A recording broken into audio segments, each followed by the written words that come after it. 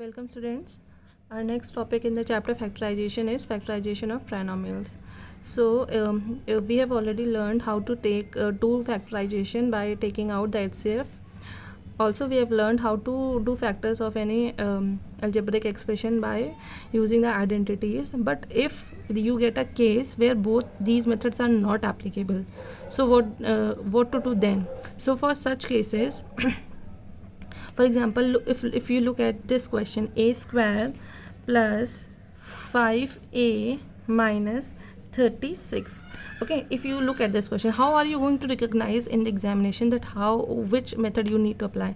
So first of all, if you look at the first two terms, you can take out common from the first two terms, but from the third term you can't take anything out common because there is just one single term and nothing is common in all the three terms first of all. So if you pair first two and then there has to be something else apart from 36, then otherwise you won't be able to take anything common. So HCF method can't be applied over here.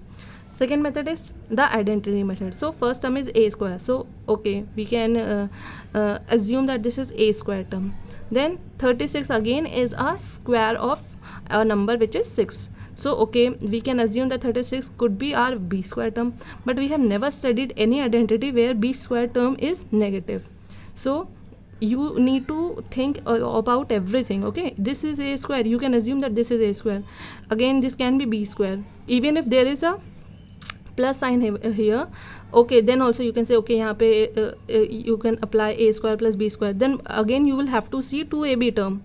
2ab term, अगर if you see this is square of 6, this is square of a, तो 2ab should be 2 into a with a, and in place of b it should be 6, so which is equals to 12a. 2ab term is also not matching. So here you can't solve this method question by applying the identity method. So for such type of question where both HCF and identity methods can't be applied, you use another method which is also called splitting the middle term. Okay, the method is known as splitting the middle term. So how to solve these type of question? The question for solving this question, okay, I have written the question over here, same question is there, I'm going to solve it in front of you. So first of all you need to see few things. First is that what is the variable here. A square is the variable, and is there any numerical coefficient which is written with a square? Here nothing is written along with a square. Whatever your variable is, x square or a square or t square or s square, whatever the variable is, first you need to see is there any numerical coefficient with the variable. Okay, then second thing, your next thing which you need to see is what is the sign of the constant. Okay, why you need to see all these things, I'll keep telling you as we move further. First thing you need to see if there is any numerical value or numerical coefficient along with the variable a square term or whatever the square is there. Okay, then you need to see the sign before the constant term. Okay, now here since we don't have any numerical number with a square, so we will move to the next thing which is negative sign is there before the constant number. Okay, now your constant here is 36, the constant here is 36. Okay, so we will do what we will do factors of this number 36. Okay, so first of all 2 1s are 8s are, then 2 9s are, then 3 3s are, 3 1s are. So all these are the factors of 36. Now using these factors you need to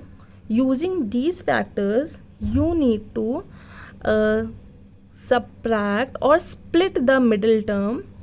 Okay, so you need to split the middle term. अब आपको middle term को split करना है, लेकिन कैसे split करना है, कोई भी नंबर यूज़ नहीं कर सकते. You have to use these factors only. ठीक है, इन फैक्टर्स को ऐसे अरेंज करना है. You need to arrange this factor in such a way that इन्हें सब्ट्रैक्ट करने पे 5 आने लगे. Why 5? Because middle term is और mid term is 5. And why subtract? Because the sign before the constant was subtraction. अगर यहाँ पे addition होता तो हमको उस तरह से अरेंज करना होता कि मिडिल टर्म को स्प्लिट करने पर, जब हम स्प्लिट करते हैं तो हम उसको ऐड करेंगे इस तरह से कि ऐड करने पे मिडिल टर्म आता एंड उसे मल्टीप्लाई करने पे 36 आता. Again I'm repeating whatever I said. I'm saying that first of all, whatever the question is given, okay, here I'm writing the question again.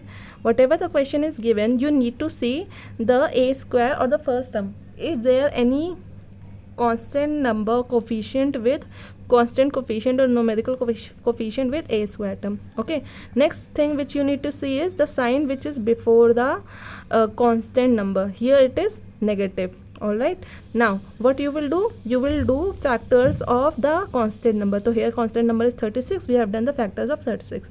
Now with the help of these factors, or we are going to arrange these factors in such a way कि हम middle term को इस तरह से split करेंगे कि subtract करने पे, और सब्ट्रैक्शन किससे करना है, इन फैक्टर्स को की हेल्प से ही सब्ट्रैक्शन करना है, ठीक है। उसको सब्ट्रैक्ट करना है इस तरीके से कि सब्ट्रैक्शन करने पे मिडिल टर्म आने लगे, और उन्हीं दो नंबर्स को मल्टीप्लाई करने पे 36 आए।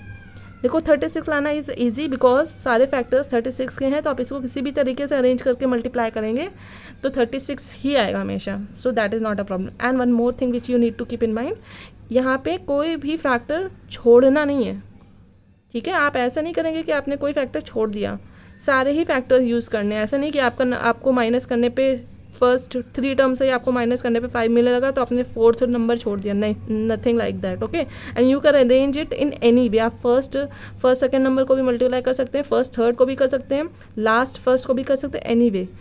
All you need to do is arrange in such a way कि आपका मिडिल टर्म आने लगे, ठीक है। So let's see how to do this.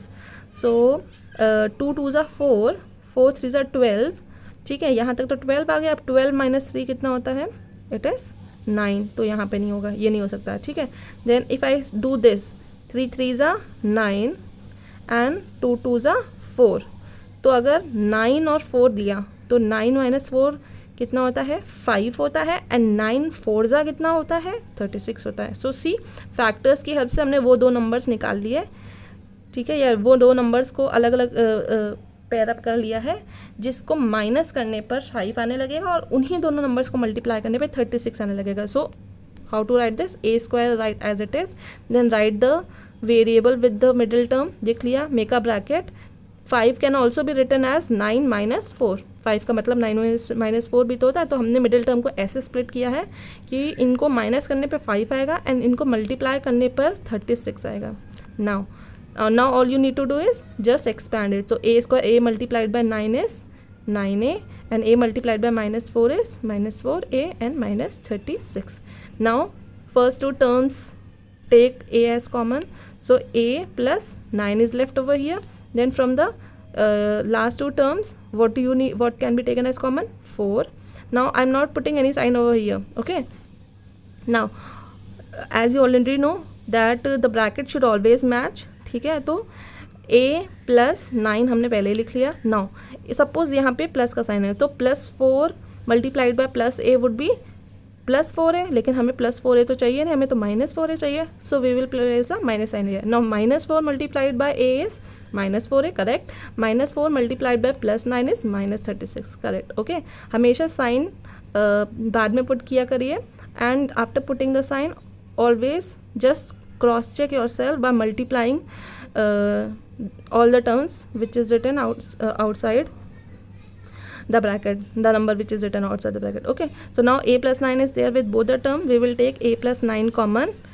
What is left, a minus 4. So these are the factors of the given expression. Okay, now this is how the first question would be done. I'm taking one more question which is similar to this one, which is 8 minus x square plus 8x minus 48. Okay, this is the next question. Now what is the sign with the middle term? Whatever is the sign with middle term, plus है minus है, हमें उससे कोई फर्क नहीं पड़ता, ठीक है। We will move as we have done in the first question. First of all, we will check if there is any constant और coefficient number with the first term. तो एक्स स्क्वायर के आगे कुछ भी नहीं लिखा है। Okay, move to the next thing which is we need to see what is the sign with the constant number. So here minus sign is there with the constant number. The sign which is written before constant is important for us.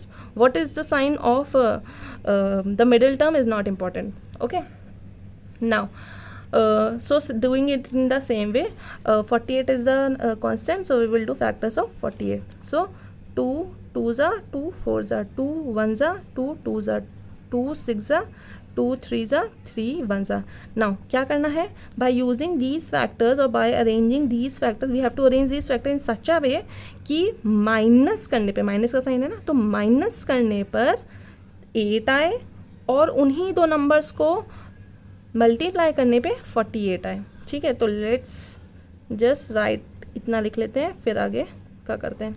Okay, so let's सी कैसे इसको arrange कर सकते हैं.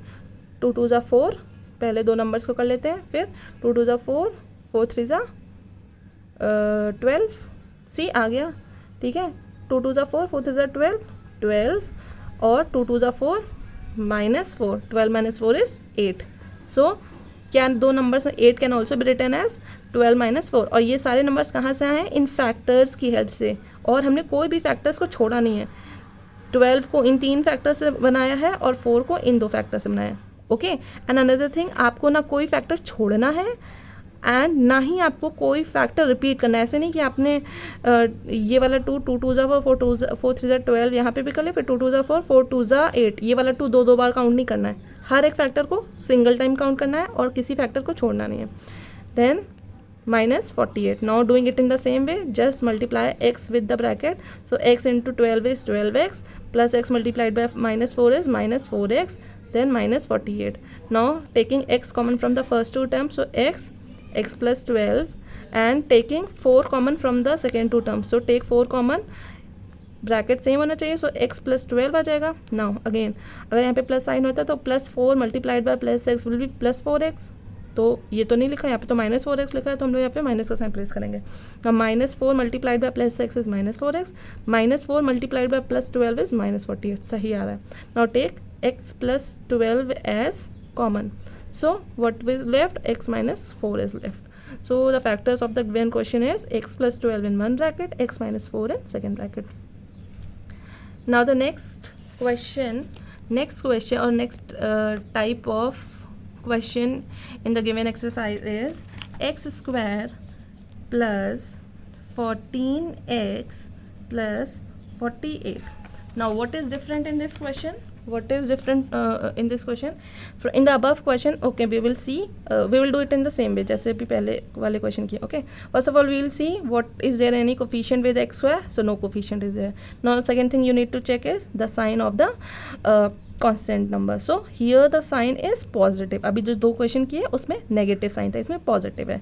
तो क्या मतलब है इसका, कि हमें जो फैक्टर्स हमारे पास आएंगे उनको इस तरीके से ब्रेक करेंगे कि फैक्टर्स को प्लस करने पर 14 आए और उन्हें मल्टीप्लाई करने पे 48 आए. ठीक है, whatever the sign is with constant, that according to that we will move. So first of all 48 के फैक्टर्स करने हैं, तो 48 के फैक्टर्स हम ऑलरेडी कर चुके हैं. So we'll not do the factors again, we'll just write it down like this. ठीक है, 2 × 2 × 2 × 2 × 3, these are the factors. Now let's pair it up ताकि हमें इन्हें ऐड करने पे 14 मिल लगे. सो 2 2 ज़ा 4, 4 2 ज़ा 8, ये एक साथ ले लेते हैं, एंड 2 3 ज़ा 6. ठीक है, एंड 8, 2 2 ज़ा 4, 4 2 ज़ा 8, 8 और 2 3 ज़ा 6, और 8 + 6 कितना होता है 14, और 8 6 ज़ा कितना होता है 48. So we have got the number. So x² plus x, इसके अंदर क्या लिखेंगे 8 + 6 close the bracket plus 48. Now we have to do it in the same way जो अभी जैसे कर रहे थे. x² plus 8x plus 6x plus 48. Now हमें जो साइन सोचना होता है वो तब ज़्यादा सोचना पड़ता है जब there is a negative sign. Here all the signs are positive. ठीक है, तो nothing has to be thought about the signs. Just take x as common, x plus 8 is left in first bracket, and here take plus 6 as common. Okay, यहाँ पे कुछ सोचने की इसलिए जरूरत नहीं क्योंकि यहाँ पे कोई माइनस साइन तो है नहीं, सब कुछ प्लस है तो प्लस ही कॉमन होगा. प्लस 6 कॉमन ले लिया, x plus 8 is left in the second bracket. Now take x plus 8 as common. So what is left, x plus 6. ठीक है, कॉमन कैसे लिया जाता है, x plus 8 कॉमन ले लिया, तो यहाँ पे क्या बचा, x plus 8 कॉमन लेने के बाद यहाँ पे सिर्फ x बचा, तो x लिख दिया.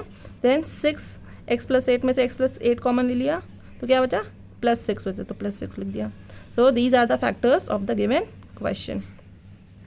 Now moving to the next question which is y square plus 10y plus 24. So again this is same, doing it in the same way. First of all we'll see if there is any constant or coefficient along with the y square. So no coefficient is there. Okay, then the sign with the constant number is 24.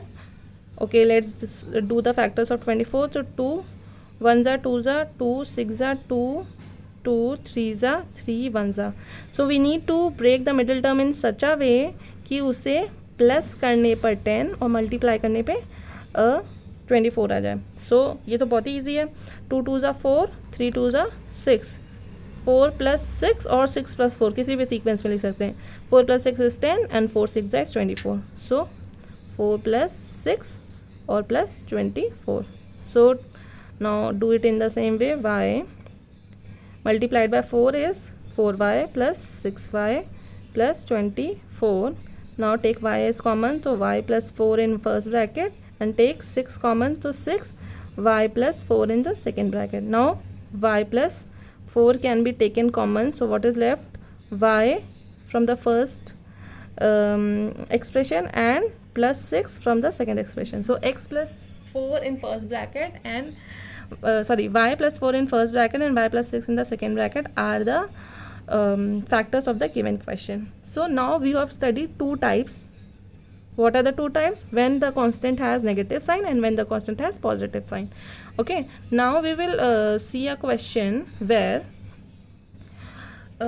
you will have, अभी तक कोई भी ऐसा question नहीं किया है जहाँ पे हमारे इस वेरिएबल के साथ कोई कोफिशिएंट जोड़ा हो. अब उस टाइप का एक क्वेश्चन करते हैं. Okay, so the next question we will skip this question. It is very similar to the questions given above. अब इसमें देखिए हमें सबसे पहले x का साइन देखना है. हमने x का साइन देखा, x का कोफिशिएंट देखा, कोई कोफिशिएंट नहीं है, -11x.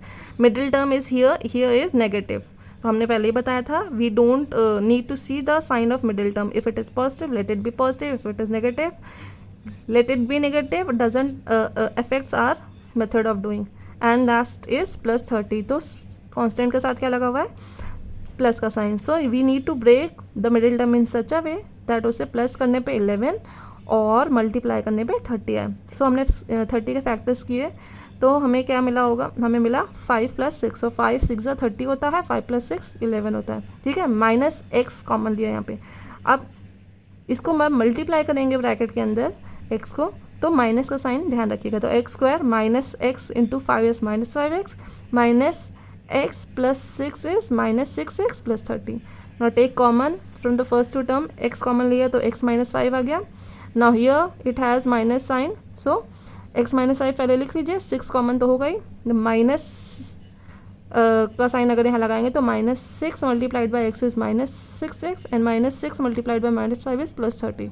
Okay, so take x -5 common, so what is would be left? X -6. So this is how this part would be done. Moving to the next part, which is 3x square plus 7x plus 4. Now moving into in the same way. First of all, we are going to see if the x square term has any coefficient number. Yes, here it does has. What is that? 3.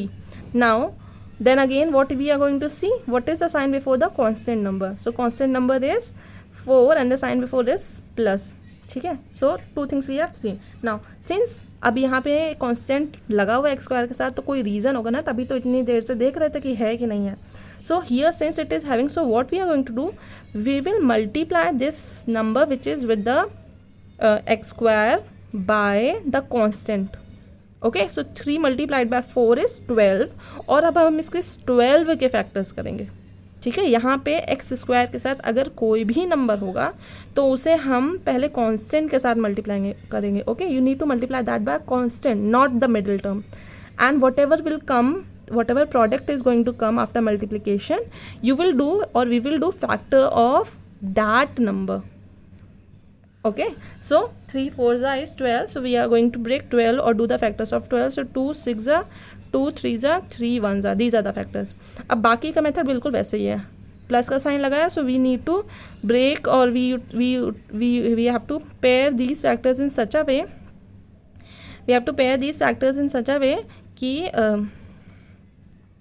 Plus करने पर 7x आए and उसे multiply करने पर 12 आए, ठीक है। 4 use नहीं करेंगे तब, जब यहाँ पे इसको 3 से मल्टीप्लाई कर दिया है तो अब 12 के ही फैक्टर्स किए हैं, मल्टीप्लाई करने पर 12 ही आना चाहिए, ऐड करने पे मिडिल टर्म आएगा।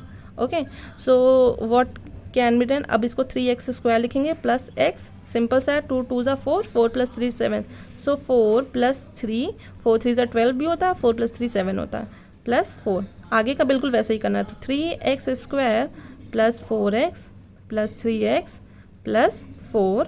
नाउ इसको कैसे करेंगे, इन दोनों में से क्या कॉमन है, x कॉमन है, सो 3x + 4।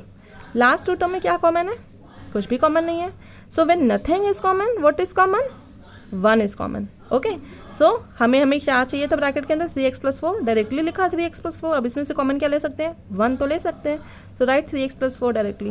Now take 3x + 4 as common, 3x + 4, what is left, x + 1, so these are the factors of this question. Alright, moving to the next part of the which is of the same type, which is 36x² + 12yzx minus 15y² okay, देखने से थोड़ा बड़ा लग रहा है और difficult लग रहा है, पर है बहुत इजी, और बिल्कुल उसी तरीके से जो मेथड सीखा है उसको ही प्रॉपरली फॉलो करेंगे और कोई कन्फ्यूजन नहीं होगी। Okay, now first of all we need to see if there is any constant number with the first term, x² term, yes there is 36, ठीक है। फिर हमने साइन देखा, okay,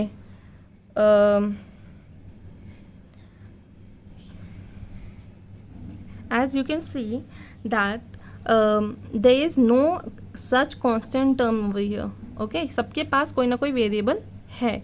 so for such question हमें ऐसे घबराने की बात नहीं है, ठीक है, बिल्कुल उसी तरीके से करना है। अगर आप देखें ध्यान से तो ऐसा कुछ भी नहीं है जो तीनों के पास कॉमन हम ले सकते हैं। इसके पास x² है, it also has x but this term doesn't has x, similarly this term has y, this has also y but the first term doesn't has y, so we can't take anything as common, or we can take 3 as common. So if you want to take 3 as common you can take, and then उसके अंदर जो बचेगा उसको उस हिसाब से solve कर सकते हैं, और no need to, if you don't want to take, answer still would remain the same. Okay, I'm not taking common, okay, but if you want you can take common also, ठीक है। So moving doing this question as we have done the previous question, सबसे पहले हमने क्या देखा, हमने first term x² term देखा, उसके साथ 36 लिखा हुआ है, so 36 लिख लिया, then look at the last term, उसके साथ जो नंबर जो साइन है दैट इज नेगेटिव, ठीक है। So we have seen that also. Now we will multiply 36 and 15, सो multiply 36 and 15, 15 6 90, 9 carried, 15 3 45, 45 would be 54, so the number is what, 540। तो अब हमें फैक्टर्स किसके करने हैं, 540 के, ओके, 540 के फैक्टर्स करेंगे हम। All right, so starting 2 2s are 7s are 0s are 2 1s are 3s are 5s are, then 3 4s are 5s are 3 1s are 5s are 3 5s are 5 1s are, okay।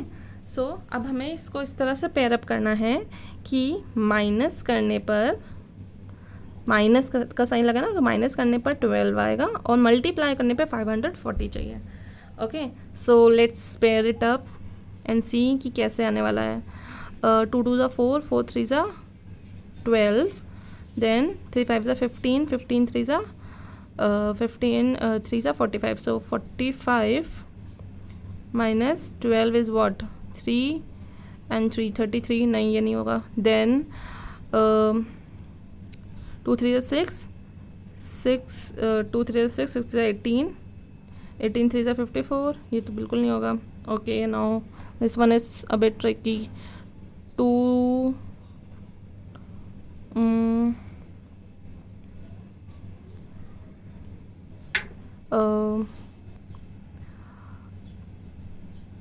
2 3 3s are 9, 3 3s are 9 or 3 3s are 9, 9 2s are 18. Then what is left? 3 5s are 15, 15 2s are 30. 30 minus 18 would be what? 12. See, we have got 12. Okay, so 30 into 18 will give you 540 and 30 minus 18 has given you 12. So हम किसको कैसे करेंगे? 36x square plus yzx बाहर निकाल लिया and it 12 can be written as 30 minus 18 then minus 15 y square z square. Now doing it in the same way, 36x square plus 30 yzx minus 18 yzx minus 15 y square z square. What can be taken common from the first two terms? 6 can be taken out common, and apart from 6 x can also be taken. So 6 6 are 36 and x is left, plus 6 5s are 30, y and z are left. Then from the first last two terms what can be taken as out common? 3 तो common निकाल सकते हैं, तो 3 then y z can also भी taken as common. Minus का sign यहाँ लगेगा तो यहाँ पे क्या आएगा? ये अंदर तो सेम ही रहेगा, तो 6x plus 5y z, 5yz. Okay, so 6x plus 5yz taking common, and what is left? 6x minus 3yz. Okay, now here it is okay, but from this bracket you can take one more thing common, and what is that? That would be 3. तो अगर इसको इस bracket से भी हम 3 निकाल सकते हैं, तो अगर हम निकालें तो ये that would be 6x 5yz. ये तो फर्स्ट ब्रैकेट है, ठीक है. इसमें से हमने क्या निकाल लिया? 3. सो what is left? 2x minus yz. ठीक है, so your final answer is 3 सबसे आगे लिखेंगे, फिर 2x minus yz and first bracket last में लिख लेंगे 6x plus 5yz. So this is the final answer for the given question.